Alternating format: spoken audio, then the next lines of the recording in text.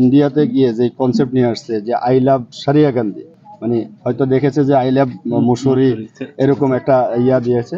অত্যন্ত নান্দনিক একটা বিষয় এখানে আসছে। এখানে যে সারিয়া গান্ধীকে যে মানুষ ভালোবাসে, এই জায়গায় এসে যাতে সেটা ফিল করে, পর্যটনদেরকে এটা বুঝিয়ে দেওয়া যে না, সারিয়া গান্ধীটা অনেক চমৎকার একটা পরিবেশ। সৌন্দর্য বর্ধনের জন্য এখানে অনেকগুলো অবৈধ দখলদার ছিল, আপনারা দেখেছেন।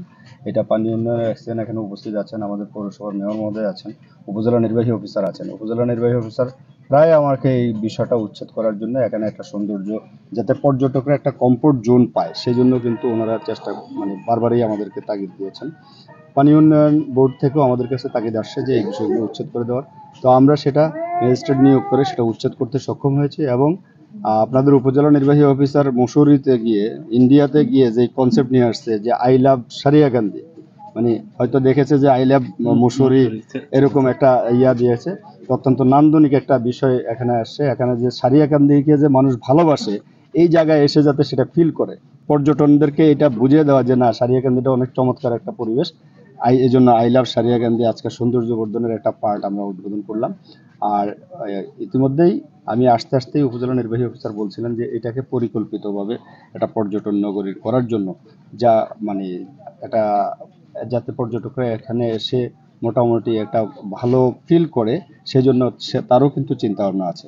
আমরা দেখি ভবিষ্যতে কি করা যায়। এখানে একটা পর্যটক নগরী, পৌরসভা এবং উপজেলা প্রশাসন, পানি উন্নয়ন বোর্ড সবার সম্মিলিতভাবে যাতে আমরা একটা পর্যটন নগরী করতে পারি, সেই বিষয়ে আমরা মাননীয় সংসদ সদস্য মহোদয়ের সাথে আলাপ করব। এবং আমরাও চেষ্টা করব যে জেলা প্রশাসনের পক্ষ থেকে আপনাদেরকে এই পর্যটন নগরী করার জন্য সকল ধরনের সহযোগিতা করার। যেহেতু বগুড়াতে শস্য ভাণ্ডার বেশি, স্পেশালাইজড হিমাগার কোল্ড স্টোরেজ করার জন্য, এটা শুধু কেবল সবজির জন্য। বিশেষ করে সারিয়াকান্দিতে যেহেতু আমাদের চর এলাকা আছে, চরাঞ্চলে আমাদের প্রচুর পরিমাণ সবজি আবাদ হয়, এটা আপনারাও জানেন, আমরা জানি। যে এই সবজিগুলো যাতে কৃষকরা ন্যায্য মূল্যটা পায়, সেজন্য আমরা চাচ্ছি যে এখানে একটা স্পেশালাইজড যদি কোল্ড স্টোরেজ করা যায়, তাহলে কৃষকরা তার ন্যায্য মূল্য পাবে। এবং পাশাপাশি আরেকটা প্রস্তাব করেছি আমরা, কমিউনিটি বেজ মার্কেট করার জন্য। কমিউনিটি বেজ মার্কেট করলে যেখানে কৃষকেরা তাদের পণ্য নিয়ে এসে একেবারে উন্মুক্ত বাজার প্রতিযোগিতার মাধ্যমে কৃষকেরা পাবে। আবার আমরা এখান থেকে একটা সুবিধা পাবো যে ওই মজুতদাররা মানে শস্য কালেক্ট করে বেশি দামে আর বিক্রি করতে পারবে না। এই জন্য আমরা প্রস্তাব করে রেখেছি। আমরা ডুবুরিটার রংপুর থেকে আনি, আবার রাজশাহী থেকেও আনি। আমাদের এখানে ডুবুরির বিষয়ে একাধিকবার আলোচনা হয়েছে। আমরা চেষ্টা করছি যে কমপক্ষে 2-1 জন ডুবুরি যাতে আমরা এখানে পাই।